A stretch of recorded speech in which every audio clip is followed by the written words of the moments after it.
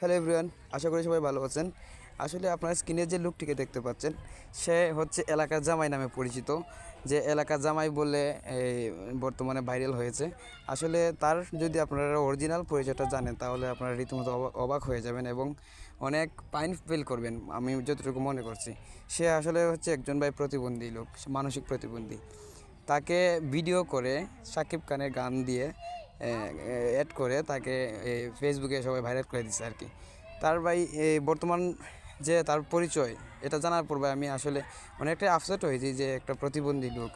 আসলে তাকে যদি আপনি সারাদিন সাথে রাখতে চান, তাহলে আমি যতটুকু শুনেছি, কিছু খাওয়ার জন্য 10-20 টাকা বা কিছু খাওয়াইলে সে আপনার সাথে সারাদিন ঘোরাঘুরি করবে, এই মনে আর কি তার জীবনযাপন।